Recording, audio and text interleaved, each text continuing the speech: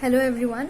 In my today's video, I'm going to cover the topic differentiation, and I will only cover the theory part in this video, and the numericals or examples will be covered in my next video. Okay, so let's start. First of all, from the definition. The definition of differentiation is the derivative of variable y with respect to variable x is defined as the instantaneous rate of change of y with respect to x, denoted by dy by dx. Now first of all, let's understand this thing, dy by dx. What is dy by dx? Let me make this thing very clear, that it is d by dx means that d by dx is actually acting on y. D by dx is actually acting on y. It is not dy divided by dx. It is not that. So this dy by dx whole thing should not be taken as a questioned part, that dy is divided by dx. It is not at all like this. It is basically d by dx acting on y. Now what is the meaning of this whole thing? The derivative of the variable y with respect to the variable x means we are going to differentiate y. The topic differentiation is basically we are differentiating y over here. How we are differentiating, definitely I'll tell you in some seconds or minutes only, but the thing is that we are basically differentiating y over here. This is a variable. Similarly, x is another variable. In my previous video I told you that we are taking x as independent variable, and similarly we are taking y as dependent variable, right? So d by dx is basically we are differentiating y with respect to another variable x. Now this can be time also or any other thing, any other quantity. Right now it is only x. Differentiating y with respect to x. This is how we spell it. It is not dy divided by dx, right? So the derivative of variable y means the derivative of y with respect to another variable which is x, right? So basically d by dx is acting on y. It is defined as the instantaneous rate of change of y. Now this whole statement you will definitely not get it right now, because first of all I have to explain the whole topic. So let's start. अभी के लिए आपको इतना पता लग गया है कि आप इसको dy by dx डिवाइड में नहीं बोलेंगे, लेकिन d by dx बोलेंगे, which is acting on y. You are differentiating y, right? So let's start. Let us consider a function. If you have seen my previous video on functions, so you know that let y is equal to fx. Then you know this term very well. What is y is equal to fx? Basically y is a function of x. Means for example, y is equal to x square plus x plus 1. So basically if I keep on changing the values of x, this is square. If I keep on changing the values of x, the y variable will also keep on changing its value, right? So on changing values of x, y will also change its value. So basically y is depending on x. Y is a function of x. This is how we spell it. Y is a function of x. So I have taken let y is equal to fx. Now if on putting the values of x, my y is changing its value, it means if I change my x, the value of x, by a small value delta x. Now what is this delta? Delta is, we take delta, for now I will tell you that we take delta whenever we want to take a very small value, like for example 3.3. so here I told in the previous video also, here x is 3 and delta x is 0.3.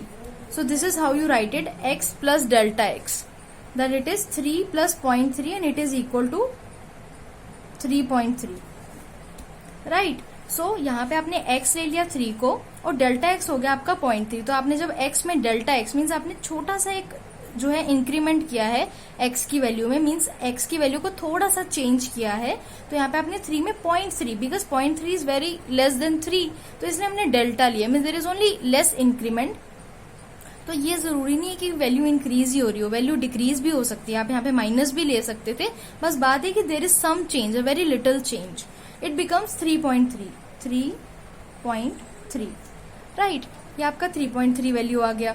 Okay, तो ये जो delta x है ये यहाँ पे ये denote कर रहा है कि हम एक्स की वैल्यू को थोड़ा सा चेंज कर रहे हैं. तो ऑब्वियस ही बात है, अगर हम यहाँ पे एक्स की वैल्यू को चेंज करें तो मेरी वाई की भी वैल्यू चेंज होगी. It means if I change my value of x to x plus delta x, so the value of y will also change to y plus delta y. Let me put these values into this equation. So your y plus delta y right, will be equal to F x plus delta x, because अगर आपका y f x के equal है तो y plus delta y क्या होगा कि इसी x के साथ वैल्यू जो है वो प्लस हो जाएगी, आप वैल्यू चेंज कर रहे हो x की, ठीक है। और if I want to write delta y, what should I write, y plus delta y minus y, it is also the same thing ना, डेल्टा y क्या होगा, y plus delta y minus y is equal to f x plus delta x minus putting the value of y which is fx, dividing this delta y by delta x, we will get f x plus delta x minus fx divided by delta x. Now here we got some value, okay, यहाँ पर मैंने एक function consider किया y is equal to F x, और फिर accordingly जब मैंने x की वैल्यू चेंज करी मेरा y का भी वैल्यू चेंज हो गया। यहाँ पे डेल्टास जो हैं ये बता रहे हैं कि कितना इंक्रीमेंट हुआ है, बहुत ही स्मॉल इंक्रीमेंट हुआ है, बहुत ही स्मॉल चेंज हुआ है। ये जो डेल्टा है it basically signifies change, right, तो ये आपका चेंज होता है, डेल्टा का मीनिंग होता है चेंज, ठीक है। तो आपका y प्लस डेल्टा y हो गया F x plus delta x. So if I want to know what is delta y, it will be y plus delta y minus y and this whole thing, right? ये हो गया। अब ये जो पूरी quantity है, टू अंडरस्टैंड इट हमें जाना चाहिए एक ऐसे पोर्शन में जहाँ पे हम इसको ग्राफिकली समझ पाए, राइट। अब यहाँ पे दो कुछ पॉइंट्स हैं जो मैं क्लियर करना चाहती हूँ। एक तो वैसे मैंने आपको वर्बली बता दिया है, पर मैं तो भी क्लियर करना चाहती हूँ। एक पॉइंट है मेरा, my first point is that never the symbol delta y, or take it as dy by dx, should not be considered, should not be taken as quotient of dy and dx, right. So the symbol dy by dx should not be taken as quotient of dy by dx, means आपने इसको divide नहीं लेना है dy by dx को, right. And the second point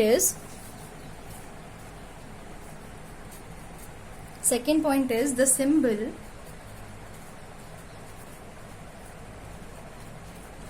dy by dx represents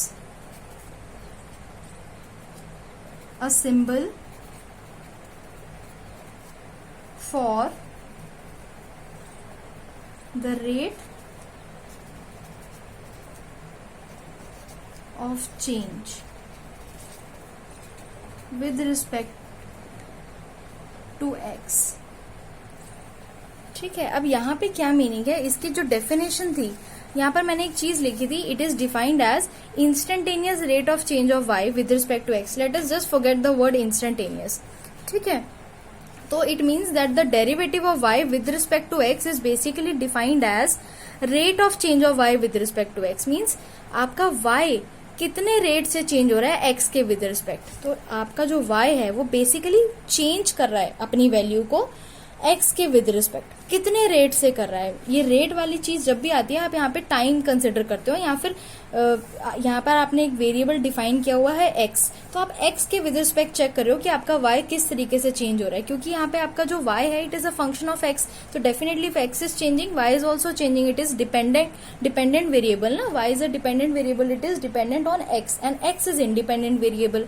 so basically the rate of change of y with respect to x, x के with respect में y कितने rate से चेंज हो रहा है, ये आपका डिफरेंशिएशन बताता है, ठीक है। ये वैल्यू बताता है कि आपका y कैसे चेंज हो रहा है x के विद रिस्पेक्ट, ठीक है। तो यहाँ पर हमने एक क्वांटिटी निकाली है delta y by delta x। अब इस पूरी क्वांटिटी का क्या मीनिंग है, हम लोग इसको ग्राफिकली जरा समझते हैं।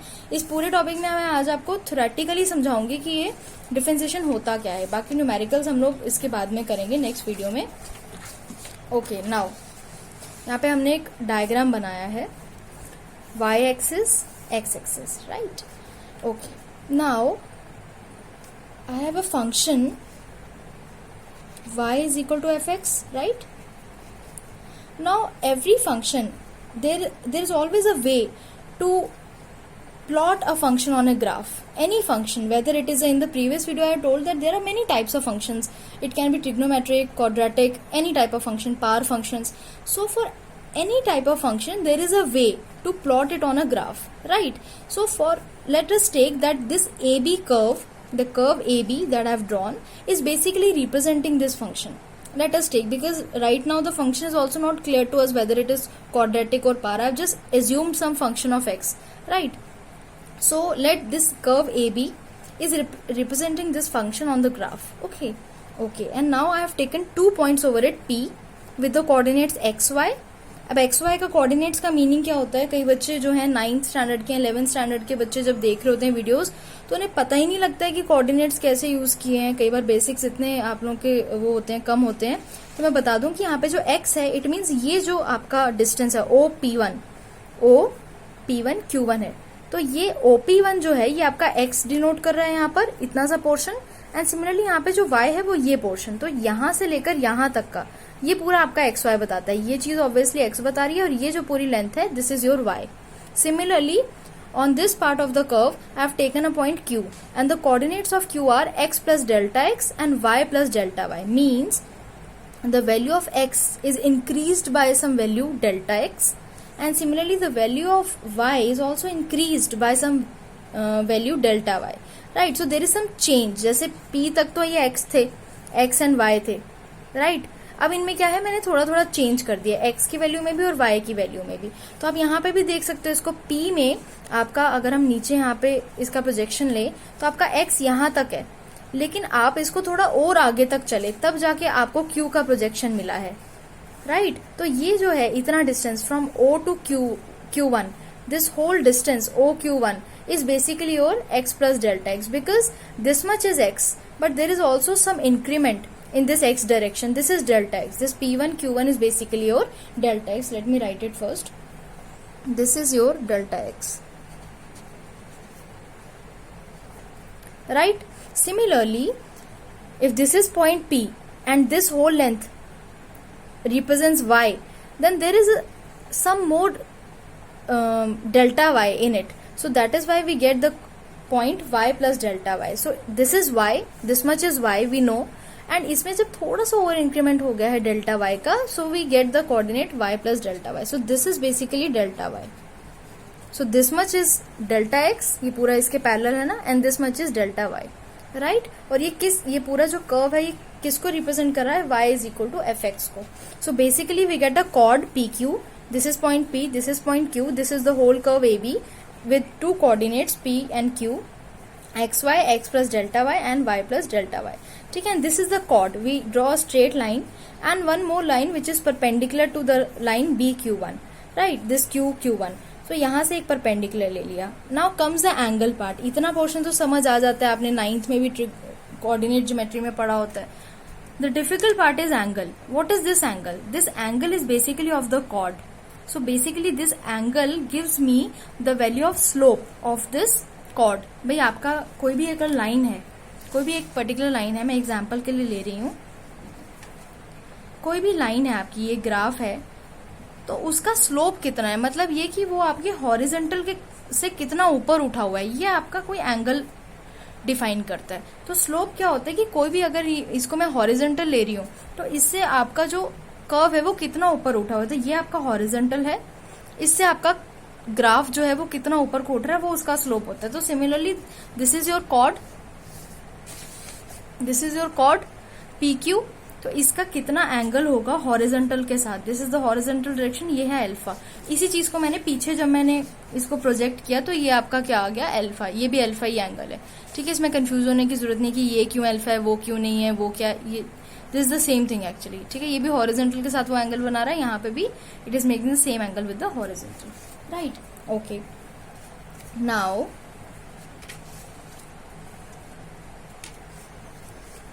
here we have PS is equal to P1 Q1, right? This PS is equal to P1 Q1, and how to calculate the value of P1 Q1? It is basically equal to this whole OQ1 minus OP1, right? इसका value क्या है आपका OQ1 का value क्या था, मैंने अभी बताया था, this whole value is x plus delta x plus delta x and minus this OP1, this much is only x। ठीक है, तो ये तो आपकी वैल्यू कितनी आ चुकी है, डेल्टा x आ चुकी है। ठीक है, similarly QS is nothing but delta y. This QS is nothing but delta y. ठीक है, so the slope of the chord PQ is equal to QS upon PS. किसी भी चीज का जब आप स्लोप निकालने लगते हो, इट इज ऑलवेज, जैसे अगर आपको इस कॉर्ड का स्लोप निकालना है तो it is always y by x, it is y divided by x, कि उसके सामने का जितना भी आपका y का पोर्शन है, इतनी सी लेंथ का आपको कर्व का निकालना है ना, इतने से कॉर्ड का आपको निकालना है स्लोप, तो इसके सामने y जितना आ रहा है, जितना ही प्रोजेक्ट कर रहा है, सिमिलरली x, तो वो तो आ रहा है आपका delta y by delta x, तो ये आ गया आपका QS अपॉन PS। ठीक है, QS अपॉन PS, तो यहाँ पे आपका आ गया it is equal to delta y upon delta x। And let me tell you the formula of the slope of the chord is also tan alpha. What is this tan alpha? ये जो alpha है angle, यहाँ पे इस angle की बात हो रही है जो स्लोप बना रहा होता है हॉरिजॉन्टल डायरेक्शन के साथ, it is also equal to tan of alpha, right. So this is basically your slope. और अभी अभी हमें पता चला था, हमने अभी एक वैल्यू निकाली थी delta y by delta x की, जो कि मैं बता देती हूँ क्या थी। ये वैल्यू हमने अभी अभी निकाली थी इसकी, इसको हम जरा वहीं पे लिखते हैं पूरी वैल्यू को। Delta y by delta x is basically equal to f of x plus delta x minus f x divided by delta x, right. यहां तक मैंने आपको लास्ट टाइम बताया था, और उसके बाद मैंने कहा था कि मैं इसको इसके थ्रू डिपिक्ट करूंगी, पूरा समझाऊंगी। अब यहां तक तो हमें पता लग गया, हमने एक वैल्यू निकाली, हम फिर उसी वैल्यू पे आकर रुक गए हैं। हम इसको समझना चाहते हैं वैल्यू एक्चुअली में क्या है।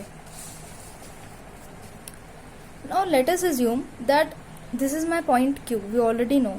मैं इस पॉइंट Q को अप्रोच कर रही हूं P के टूवर्ड्स, ठीक है, I am approaching this point towards P, तो what will happen, the length of this delta y and this delta q will start reducing, will start decreasing, right? Why? Because your point Q is trying to meet point P. तो when it is trying to meet, तो क्या होगा, वो नीचे को आएगा। जब नीचे को आएगा तो डेफिनेटली उसका y चीज कम होना शुरू हो जाएगा। वो इसकी तरफ को मूव हो रहा है तो डेफिनेटली यहाँ से भी इधर को आना शुरू हो जाएगा। तो ये दोनों ही जो वैल्यूज हैं, y वाली भी कम हो जाएगी क्योंकि P यहाँ पर है। P तक पहुंचने के लिए उसे पहले यहाँ तक आना पड़ेगा, अपना पूरा जो y वाला पोर्शन है वो कम करना पड़ेगा, और फिर उसे यहाँ से यहाँ आना पड़ेगा, अपना x का पोर्शन कम करना पड़ेगा। So this point Q if wants to move exactly, wants to get close to the point P, has to reduce the values of x and y. Now y is dependent on x, तो अगर x कम हो रहा है तो हम उसमें भी show कर सकते हैं कि आपका y कम हो रहा है, क्योंकि x की वैल्यूज पे ही y डिपेंड कर रहा है, राइट। तो इट मीन्स कि if your point Q approaches point P, so both your delta x and delta y, they will start decreasing continuously. So when the point Q will almost coincide with point P, the chord PQ becomes a tangent. यहाँ पे ये chord है, ठीक है, लेकिन जब ये इसको बिल्कुल ऑलमोस्ट पूरा अप्रोच कर देगा, what will happen? The whole chord will become a tangent. Tangent to what? Tangent to this curve AB. ठीक है, सो बेसिकली हम यहाँ पे एक चीज लिखेंगे that as Q approaches P, the slope, or wait, the chord becomes the tangent of curve AB. Right? So as Q approaches P, the chord becomes tangent of the curve. क्यों tangent क्या होता है? tangent जो होता है वो आपका एक ही पॉइंट पे होता है, ठीक है। जैसे chord तो दो पॉइंट्स पे है, तो जब आप एक चीज को दूसरे पॉइंट को एक के पास ही ले आओगे तो वहां पे बचेगा क्या, ये पूरी लाइन क्या हो जाएगी, टेंजेंट बन जाएगी, क्योंकि एक पॉइंट पे तो टेंजेंट ही बनता है, ठीक है। तो आपका टेंजेंट बन जाएगा वो। तो basically what we got here is that till now we got an average value, this is basically an average value. जब भी आप किसी चीज की एवरेज वैल्यू निकालने लगते हो, like velocity, acceleration, you use this thing. ठीक है, यही चीजें आप लोग 11th क्लास में हो तो डेफिनेटली अपने सेकेंड चैप्टर में पढ़ोगे. Motion in a straight line या एक्सेलरेटेड मोशन में ये सब चीजें पढ़ोगे. तो यहाँ पर क्या है, ये जो वैल्यू होती है डेल्टाज वाली, ये क्या करती है, आपको एक एवरेज वैल्यू देती है. मतलब ऑल ओवर द कर्व क्या चल रहा है, ये उसकी वैल्यू दे रही है कि इस पूरे कर्व के थ्रू आउट क्या चल रहा है. लेकिन अगर आपको किसी एक पर्टिकुलर पॉइंट पे देखना है कि क्या वैल्यू है किसी भी चीज की, मीन्स एक पर्टिकुलर इंस्टेंट पे, या जिसे हम बोलते हैं एग्जैक्ट, तो उस एग्जैक्ट पॉइंट पे, उस पर्टिकुलर इंस्टेंट पे, if you want to calculate the value, then definitely you have to put a limiting case. What is the limiting case? That you have to approach Q towards P. This is the limiting case. And इसको कैसे लिखेंगे, अब हम mathematically इस चीज को कैसे लिख सकते हैं, that your delta x will start decreasing. So what I will write is the limit, ये भी मैंने लास्ट अपने लेक्चर में बताया था, that the limit delta x tending to 0 means it is not 0, it is not equal to 0, it is around 0, it is trying to be 0 but it is not equal to 0, right? So limit x tending to 0, delta y upon delta x is nothing but dy by dx. ठीक है, यहां पर ये जो ये value है, this value, it gives me an average value, it gives me an average value. But dy by dx, it gives me instantaneous value. Instantaneous or exact value. Exact value. वो कैसे? क्योंकि आपने एक लिमिटिंग केस लगा दिया average की चीज पे कि मुझे ये पूरी चीज को जो है इसी की तरफ अप्रोच करना है. जब आपका डेल्टा एक्स कम हो जाएगा तो क्या होगा, वो एक ही पॉइंट पे रह जाएगी चीज और वो टेंजेंट बन के रह जाएगी. तो वो चीज आपको उस पर्टिकुलर इंस्टेंट की वैल्यू देगी. इट मीन्स कि इंस्टेंट की वैल्यू तो हमने पढ़ा है कि वो d Y by D x देता है. इसकी डेफिनेशन में ये जो वर्ड आया था इंस्टेंटेनियस, ये मैंने इसलिए तब नहीं समझाया. यहाँ पे उन्होंने कहा it is defined as the instantaneous rate of change of y, that your y changes with respect to x but at instantaneous value, means her particular instant की वैल्यू वो आपको बताएगा. इस इंस्टेंटेनियस वैल्यूज को कौन रिप्रेजेंट करता है, D Y by D X. और आपकी एवरेज वैल्यूज को कौन रिप्रेजेंट करता है, delta Y by delta X. तो जब भी आपको delta Y by delta X से D Y by D X पे जाना है, so what you do is you put a limiting case. And what is that limit, the limit is that you approach delta X tending to 0, right? And your delta, this whole average thing gets converted to instantaneous, right? Or you can also write it as tan theta. अब आप कहोगे कि मैंने alpha लिया था, theta क्यों नहीं? Theta is different than alpha. Why? The reason is जो अल्फा था वो आपका इन दो पॉइंट सी, एक जो पर्टिकुलर ए और बी से, तो डेफिनेटली इसका जो भी एंगल बना हॉरिजॉन्टल के साथ, we named it alpha. But at this particular point, when the Q approaches P point, then the angle is basically somewhere here. The line is somewhere here. ठीक है, making it with a pen.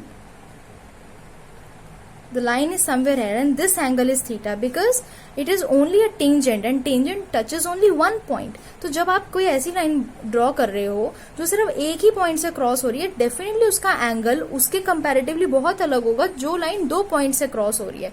तो इन दोनों के angle same हो ही नहीं सकते हैं. ये दो पॉइंट से, ये लाइन दो पॉइंट से क्रॉस हो रही है, इसका एंगल अल्फा बन रहा है हॉरिजॉन्टल के साथ, ये सिर्फ एक पॉइंट से टेंजेंट ड्रॉ हो रहा है, तो इसका हम एंगल का नाम यहाँ पे थीटा दे रहे हैं. So basically your d Y by D x is basically equal to tan theta. It can also be written as tan theta, where your dy by dx gives the value of instantaneous value or exact value, we also name it. Instantaneous action तब बोलते हैं जब आपका जो x होता है यहाँ पे नीचे वाली क्वांटिटी t होती है, क्योंकि इंस्टेंट पे कैसे निकालोगे, पर्टिकुलर टाइम पे निकालोगे ना उसको. Instant means at particular time, तो इसलिए हम इसको एग्जैक्ट भी बोलते हैं कि हम x की पर्टिकुलर वैल्यू पे, x की पर्टिकुलर वैल्यू पे हम y की कोई पर्टिकुलर वैल्यू देखते हैं.